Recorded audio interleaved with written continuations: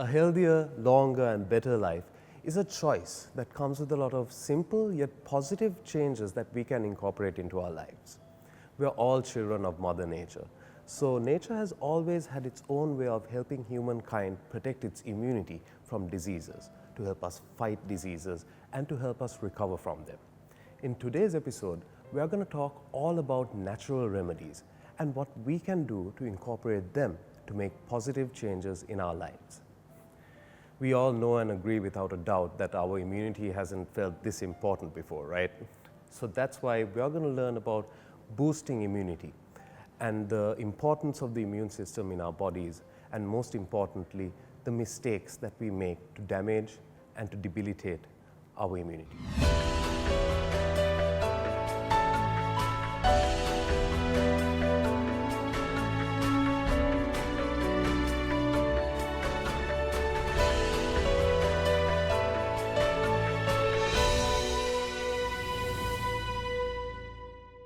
So our guest today is a natural health practitioner, has been a clinician in whole foods medicine, and is a Swiss biological medicine practitioner with more than 20 years of experience in these fields.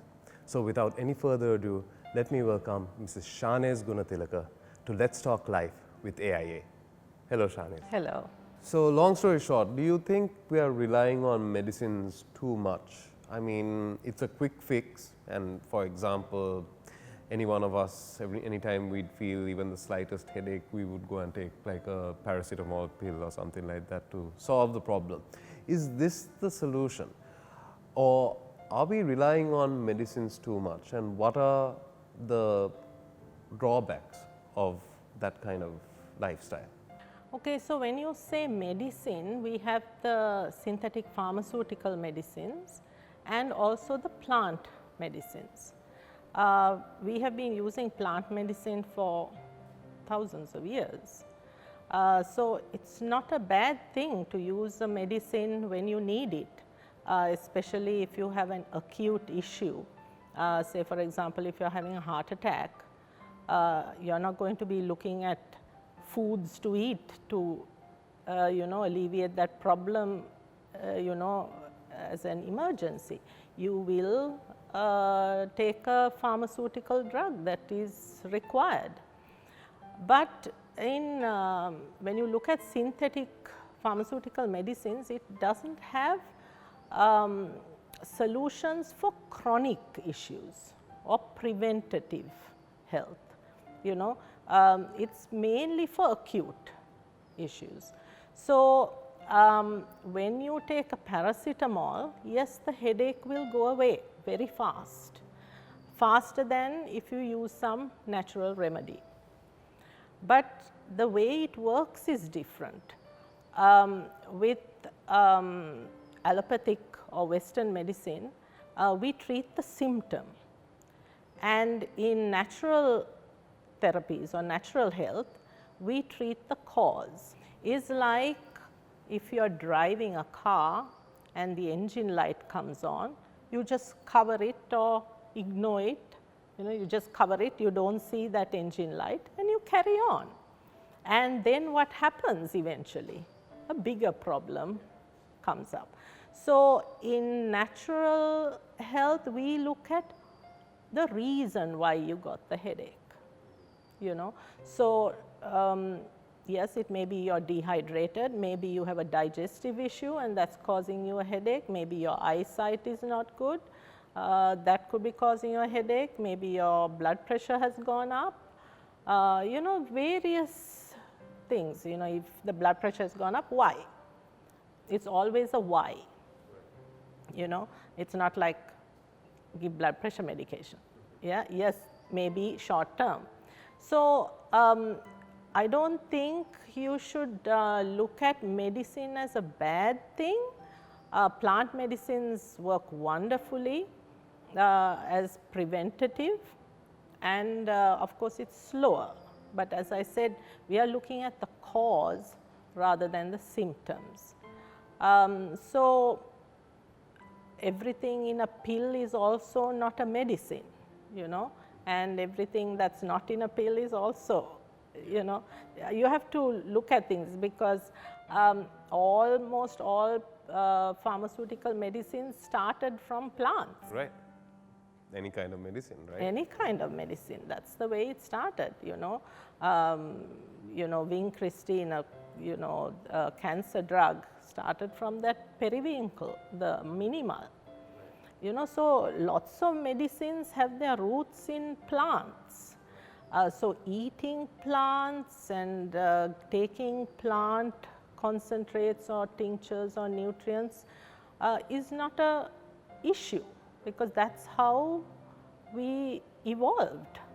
And some people might also think that a pill is necessarily a pharmaceutical, but no, pills can also come in the form of natural substances. So yes? natural substances also can be put in pills. So it's, but when we talk of medicine today, we are actually talking about pharmaceutical medicines, But just because it's in a pill doesn't mean it's a pharmaceutical medicine.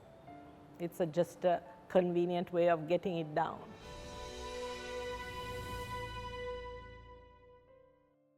How can we face health challenges without relying on pills and pharmaceuticals too much? Is this difficult to do? Is it easy to do? And what kind of lifestyle changes that can we do to make sure that we don't rely on pharmaceuticals?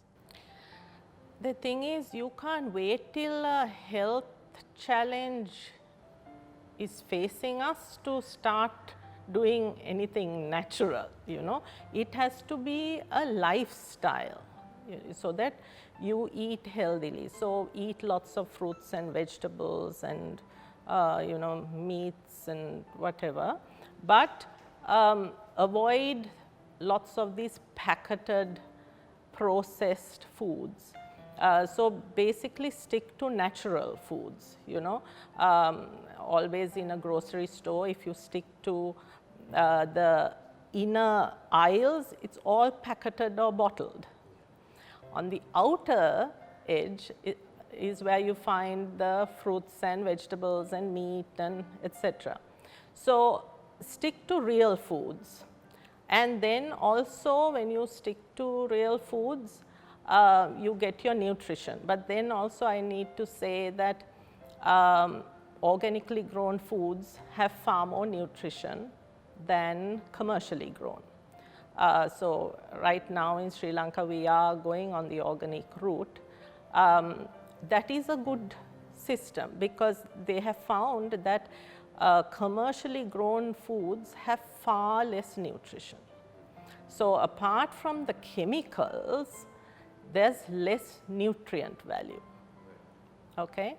And also when you use things like weed killers during commercial agriculture, that reduces the amount of medicinal compounds in those plants. So normally when we eat lots of vegetables, we get the medicinal compounds. But if it has been grown with weed killers, we don't. And the reason is because weed killers were actually first patented as antibiotics.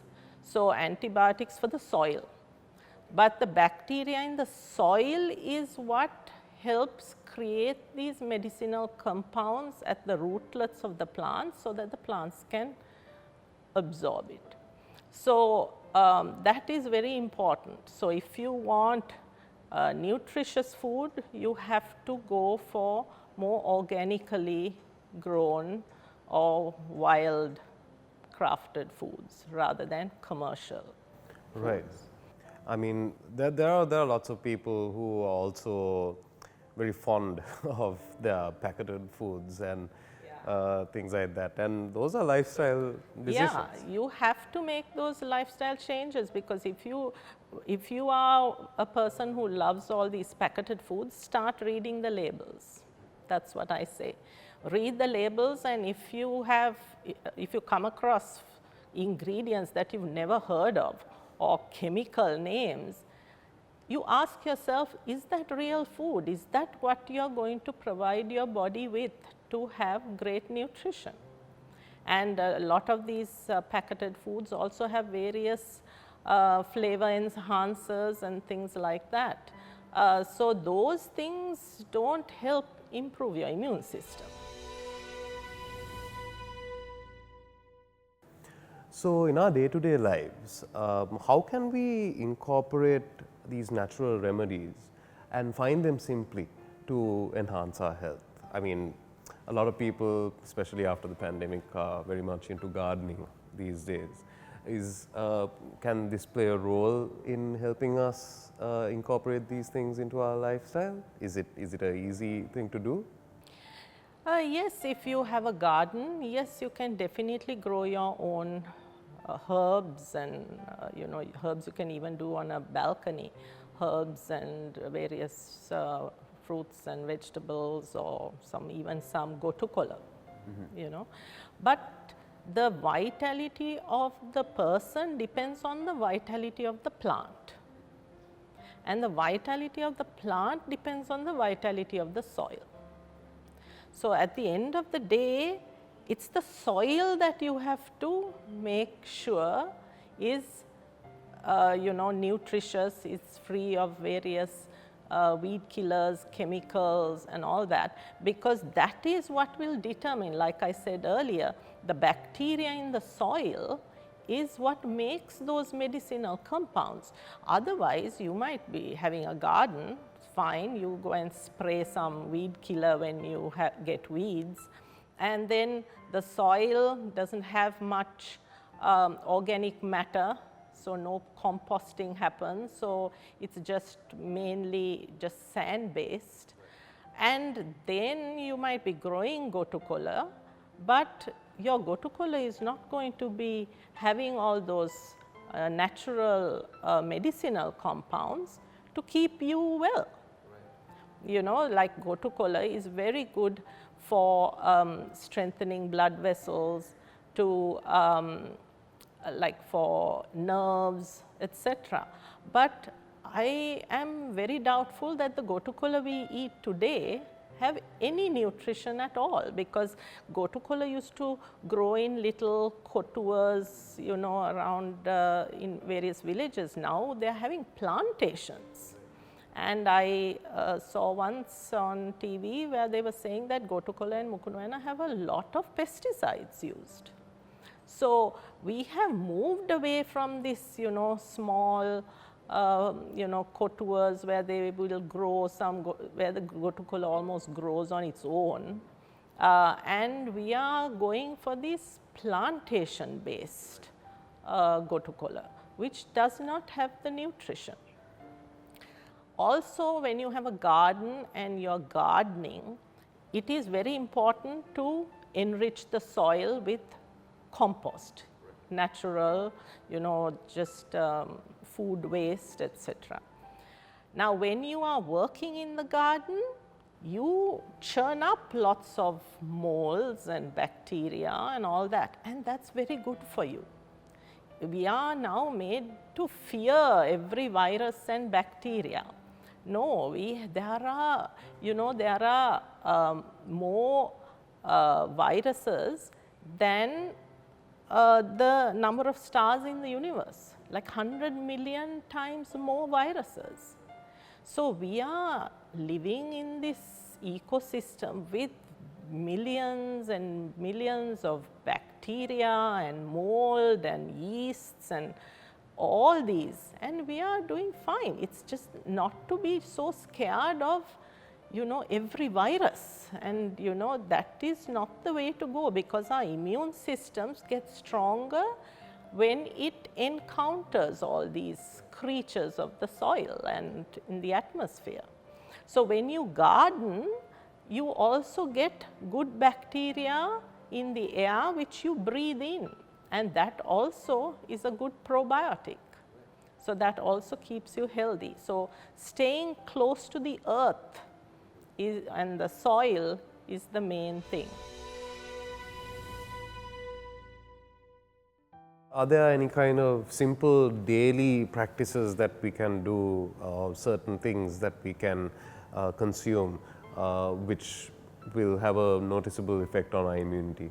See, as I said, the all fruits and vegetables, have medicinal compounds, provided they are grown properly on proper soil.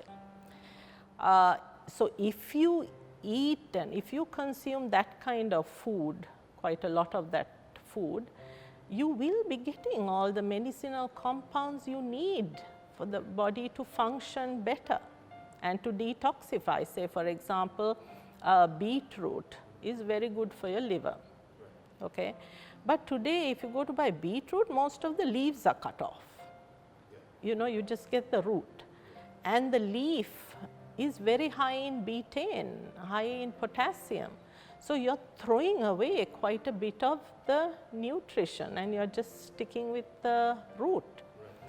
So for liver health, you need the beetroot with the leaves. And some time ago we used to eat the beetroot curry with the leaves. Today they're getting more and more away from that, because even in the market they're not always having the leaves, because the leaves spoil quickly. So they chop it off and you buy the root, So things like that. So as I spoke about, even gotu kola and all those things have a lot of medicinal properties, but it depends on where it's grown. Always, don't just think that, oh, I'm eating lots of vegetables, so I should be healthy, or oh, so and so was eating all the fresh vegetables and eating very healthily and exercising, but they came down with cancer. Now, it's nothing to do with those vegetables. Some look really nice, but the nutrient content and the medicinal compound content is disastrously low. So you're just eating empty food.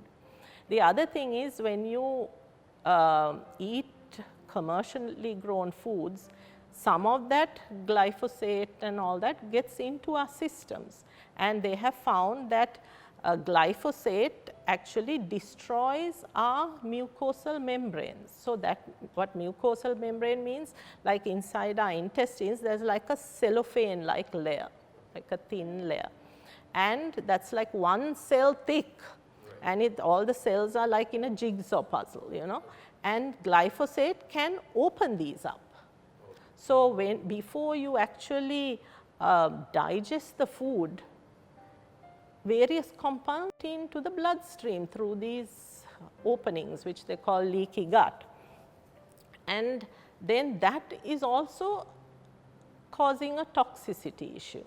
And not only in the gut, we have mucosal membranes in the sinus and nasal area.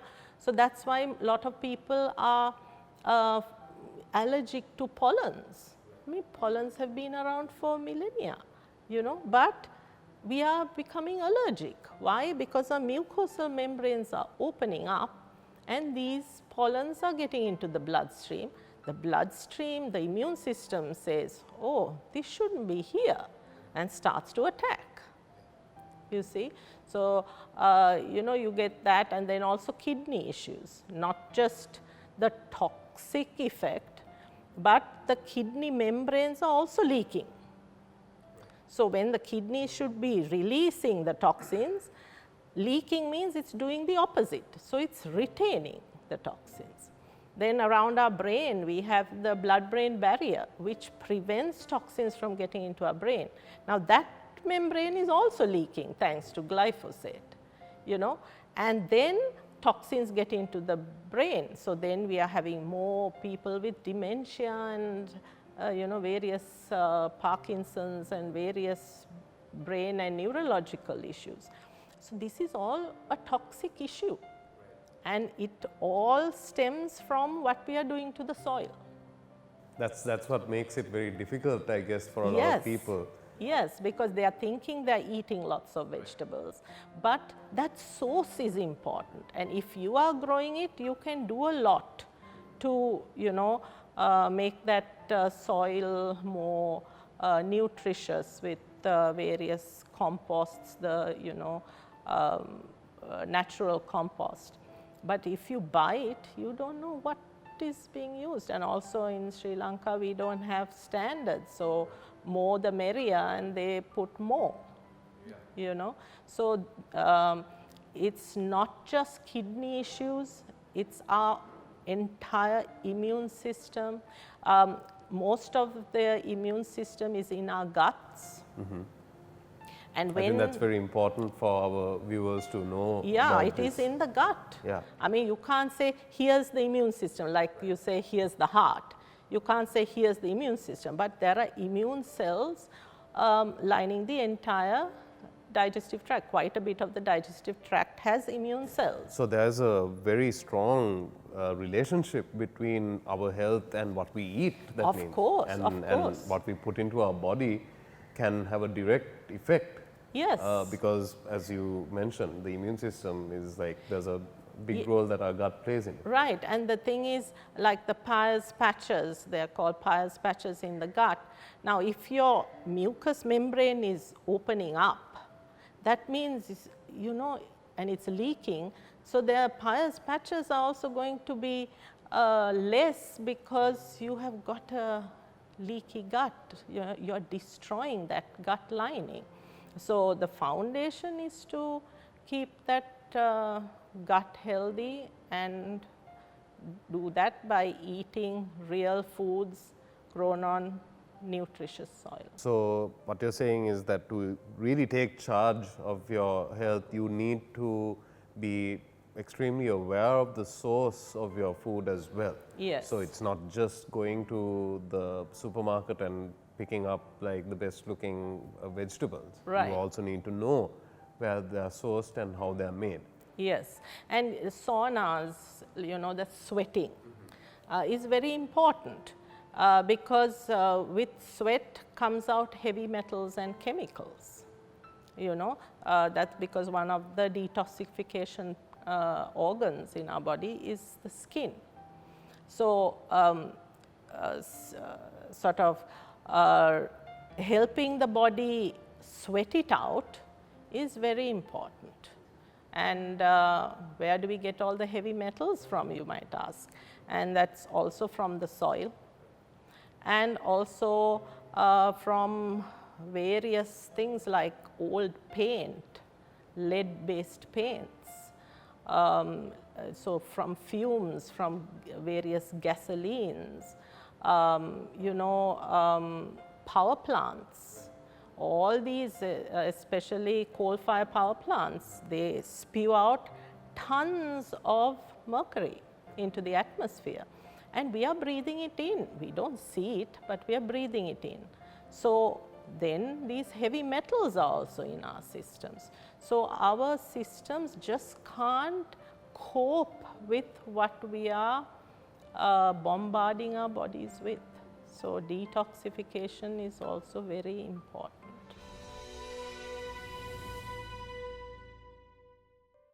We just spoke about what our immune system does to help protect us from harmful microbial organisms and killing them, and helping us recover from microbial organisms. But let's go on to the other side. What are the things that damage and kill our immune system? Now, what I'm more or less trying to get to is our use and consumption of food. Now, we all know that the digestive tract and what we consume has a big role to play in our health.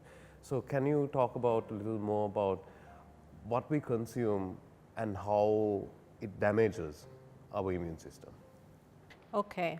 So sugar is a big one. Right. Okay.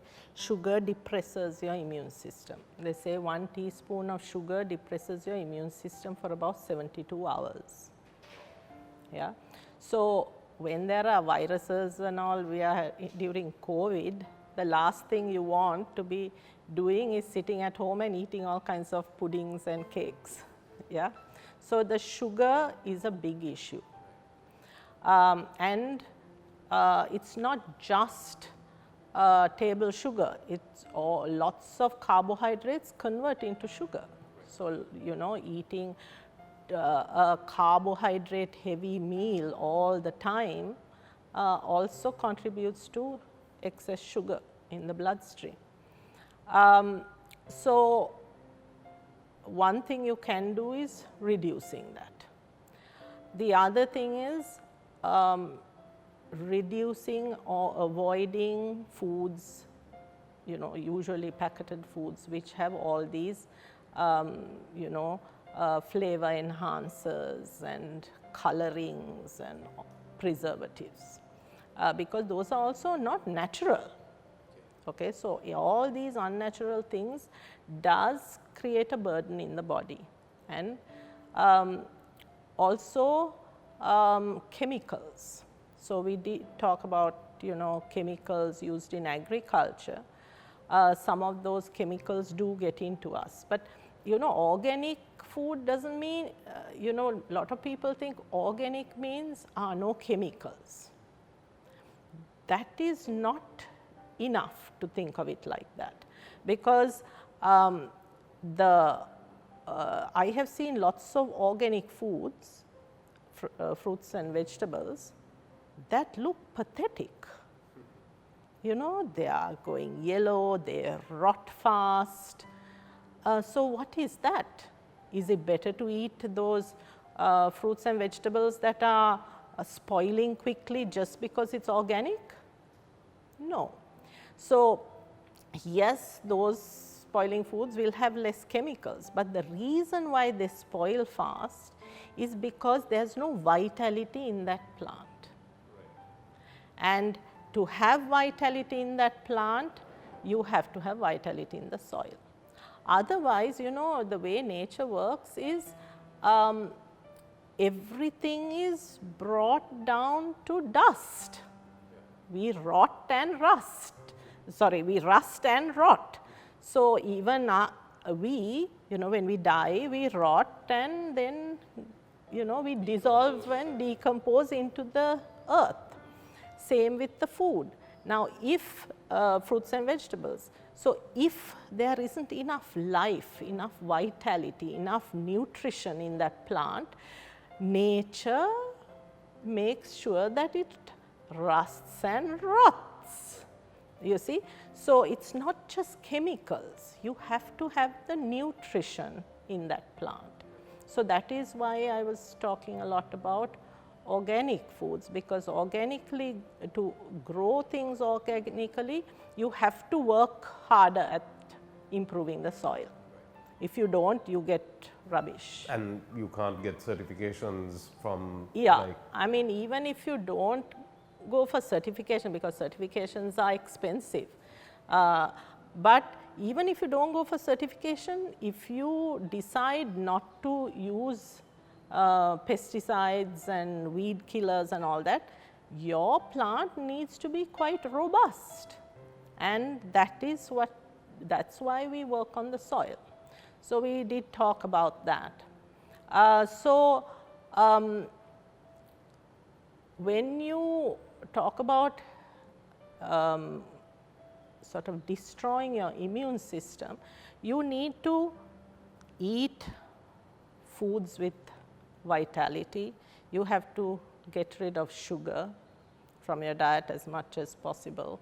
Get rid of these synthetic flavorings, etc. Avoid excess carbohydrates because they convert to sugar eventually, and avoid man-made foods. So what are the man-made foods?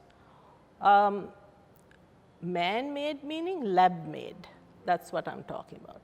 There are many foods that are made up in a lab, and for example, all margarines are, because they take oil, they put it through a certain gas to make it more solid, they add the coloring, then they add flavoring.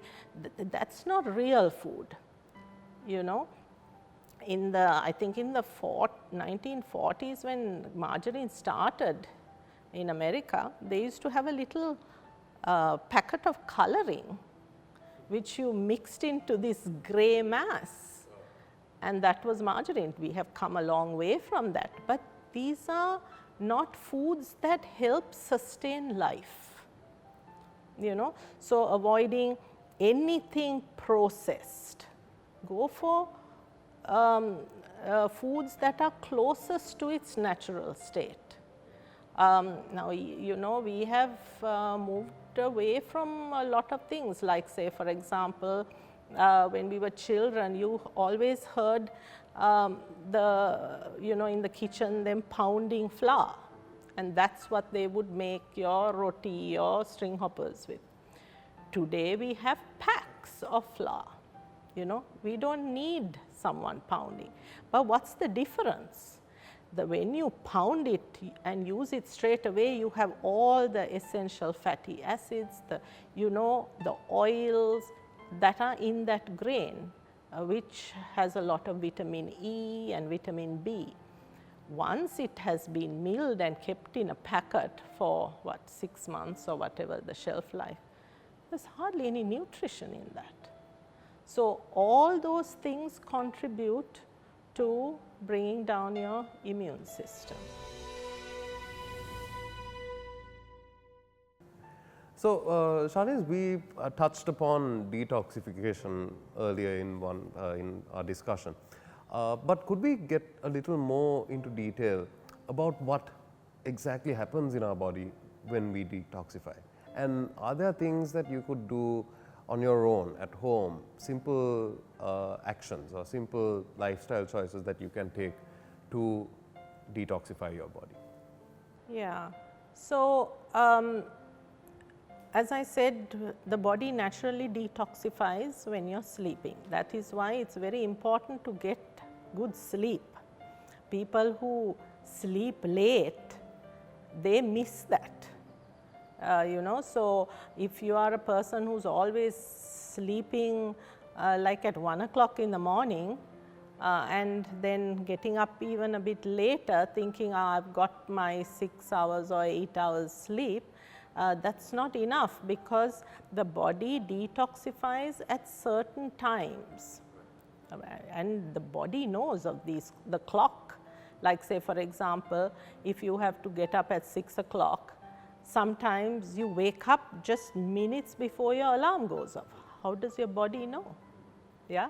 So, there is that internal clock, and the body starts to detoxify from around 11 o'clock. And if you are staying up late, you are going to mess up that detoxification, which will naturally happen. So, one thing is to sleep early and then you can get up early, but not to stay up too late. And then other things you can do is to detoxify at home. Another thing you can do is oil pulling. That is where you take a tablespoon of you know, good virgin coconut oil and put it into your mouth. As soon as you get up, you can rinse your mouth, put it in and keep rinsing with this oil for about 15 to 20 minutes. Okay. What that does is, because under the tongue we have these blood vessels that are very close to the tissue, and the oil tends to pull toxins from that lymphatic area and from the blood vessels. So, in 20 minutes almost all your blood has gone through your entire system. So, by just like rinsing, like that, rinsing your mouth for about 15 to 20 minutes with a tablespoon of coconut oil or sesame oil is very good to remove fat soluble toxins. Okay, so then you spit it out and brush your teeth well. Another thing is dry skin brushing. Basically get a brush which is not too tough, but you brush without wetting the brush. okay, so always towards the heart. And that also helps stimulate the lymphatic system. Lymphatic system is the system by which the garbage from the cells are removed. So you sort of help with that. Even bouncing on like a mini trampoline is very helpful for the lymphatic system, because the lymphatic system doesn't have a pumping system like the blood, which has the heart. So all these things help to detoxify. But in my practice, I do a few more things. I use far infrared sauna. Far infrared because far infrared heat penetrates deeper, which helps to release chemicals and heavy metals. Of course, there are procedures we use to prevent you from reabsorbing what you're releasing. And then, you know, we touched on colon hydrotherapy. We do various detox programs where you can take, you know, you stay on a more raw vegan diet, sometimes some diluted juice fasting, and various nutrient concentrates and herbs to help naturally detoxify the body. Right. So let's say that a person began a detoxification regimen of some kind, or even regularly revisited a detoxification practice, let's say. What are the long-term benefits that a person can have by adopting that kind of practice into their life? Yeah. So what are the long-term benefits of taking your car in for a service? That's what you have to look at. Okay. We live in this body from the time we are born till we die, and we are accumulating toxins. I mean, to think that we are naturally detoxifying everything is, I don't think, you know, a very intelligent way of thinking, because we are bombarding ourselves. I mean, every cream, every shampoo, you look at the ingredients, and we do absorb it from the via the skin. Sometimes you can even take a clove of garlic, mash it and put a leave it on the sole of your foot and put a plaster, and after a while, a couple of hours, you'll get the taste of garlic, you know, or your breath will smell of garlic. So we absorb things via the skin. You know, so are we dyeing our hair? Is the dye getting absorbed via the skin? You know, all these things we are putting, I mean, now we don't do that, but we have mercury fillings in our teeth. Okay, that's mercury, so close to the brain.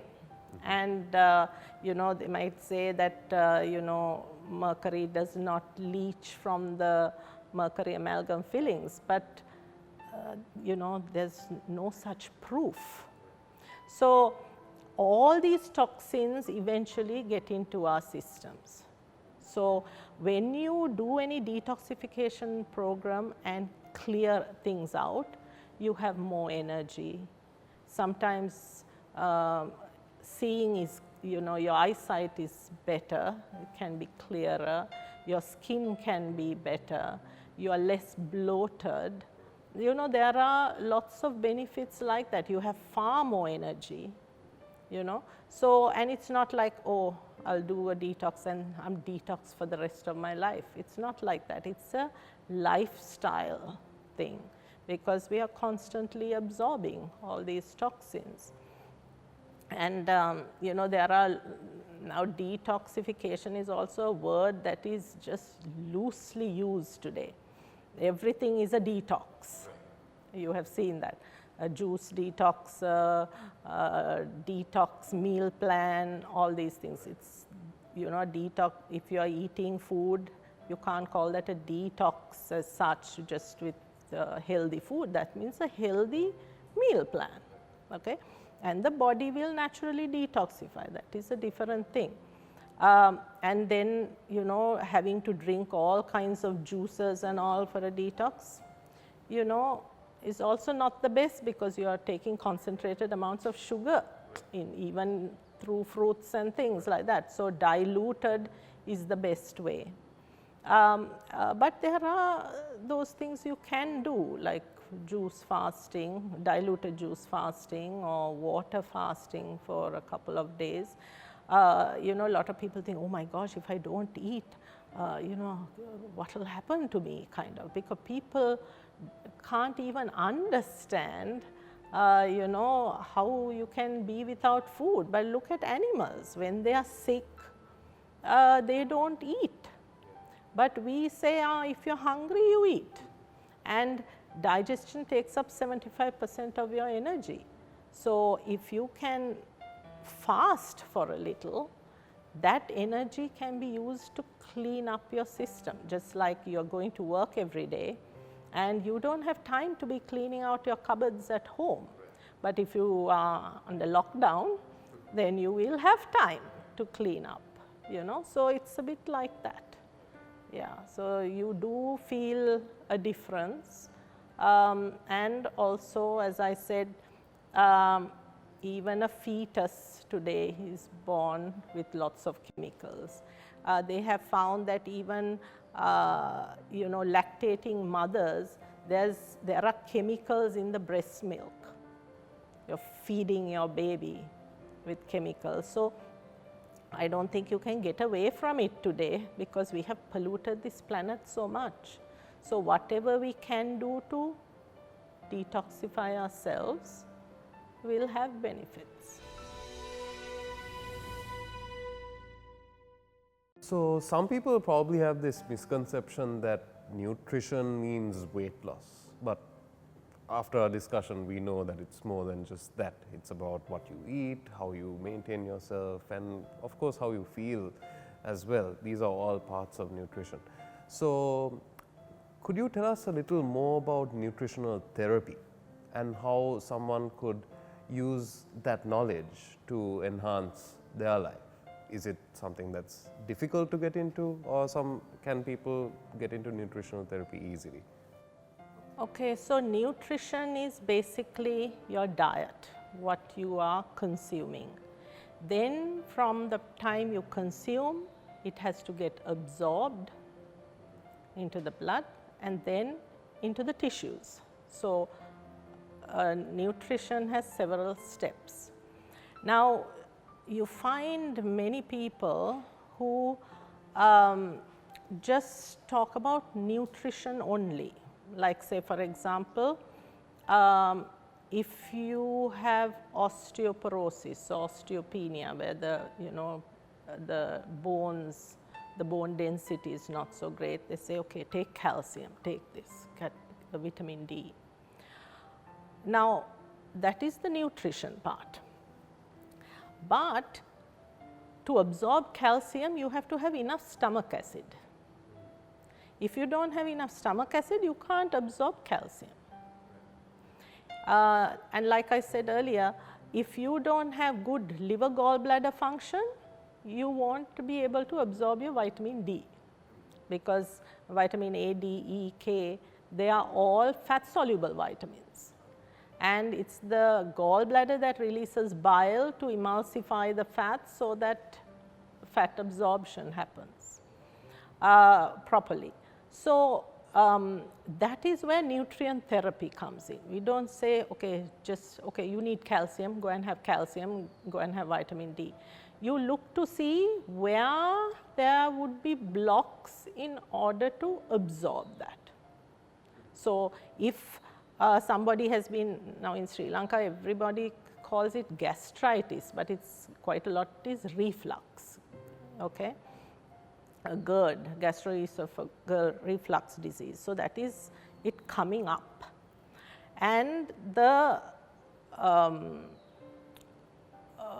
solution that they are given is to take an antacid, because the acid is coming up, give an antacid. That's like a, yeah, so basically neutralizing the acid. Now, in a natural way, as a natural therapist, natural health practitioner, I look at it differently, because the stomach produces hydrochloric acid and it's very acid, and it has to be very acid. Actually, you know, if you talk in terms of pH, it's like between 0 and 3, extremely acid, so that what you swallow, you know, you mechanically break down in the mouth by chewing, but when you swallow, it starts to dissolve that. We need that acid. So, just taking antacids is not the answer long term. If it is coming up, there could be a hernia, there could be certain things that push, you know, if the esophagus sphincter, you know, at the bottom where it goes into the stomach doesn't close properly also, it can come up. But then why is it not closing properly? Is it because there's a gas buildup which is just opening up that valve? So, my thing whenever I see somebody who has, you know, reflux, I see it as not enough acid. So, it's almost the opposite. So, when you don't have enough acid, that food you have consumed sits there fermenting. The fermenting food creates organic acids, and those acids are pushed up because of the fermentation gases. So, it is not a hydrochloric acid coming up. Yes, there is some hydrochloric acid, but it is this fermenting acids and the fermentation gases that push this up. So, long term, if you keep taking an antacid, you are going to have problems absorbing a lot of nutrients. Like calcium absorption will be very difficult, iron, vitamin B, you know, all those, and even breaking down the protein properly. Sorry for interjecting, but what I wanted to also say is that if a person gets into nutritional therapy, they get a perspective of these things. Yes, so, you know, I look to see why is it that, you know, they headed towards osteoporosis in the first place. Then you see they have reflux, you know, or say they go out in the sun and then they get sort of red urticaria like patches, or they get terrible headaches. They can't go out in the sun without a pair of sunglasses. That is a calcium absorption issue. So, they may get enough calcium because the sun has a lot of vitamin, you know, from the sun we get a lot of vitamin D. The calcium is absorbed into the blood, so from the gut to the blood. But if you have too much vitamin D, it will also pull calcium from the tissues into the blood. So, there is tissue calcium starvation, and then you get all this itchiness and headaches. So, it's not about just taking some pain medication when you have headache because you've been out in the sun. It's actually a nutritional deficiency, and that nutritional deficiency is to do with the lack of essential fatty acids from various oils, the healthy oils. So, things like that, you know, or else somebody has ligament issues, weak ligaments, and to strengthen ligaments you need the mineral manganese. You can't absorb manganese if you don't have good gallbladder function. So, it's, you know, nutrition is, yes, you need to eat, but you have to know whether it can be absorbed. So, it's a very delicately and intricately interconnected system that we are in, and we need to acknowledge that. That's right. And we need to be aware about what we consume and the body which consumes it. Yes, because just because you swallow it doesn't mean your body is going to absorb it.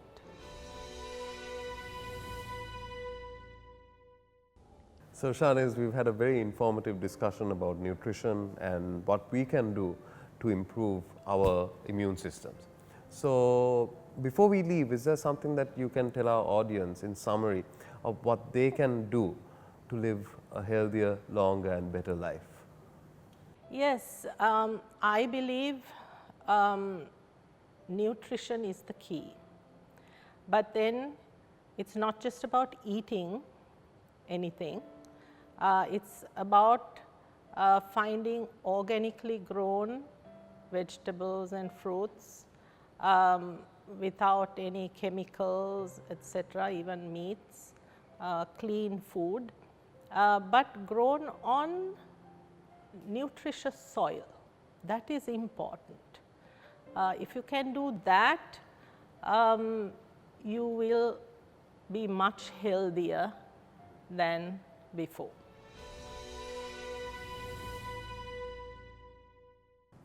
So today we had a very informative and very interesting discussion about how we can use natural remedies to enhance our immune systems and enhance our lives.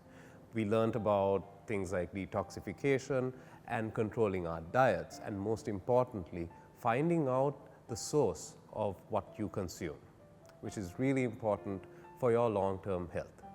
So thank you very much, Shanez, for joining us today, and we would like to join you with a new episode with new insights about living a healthier, longer and better life with Let's Talk Life with AIA.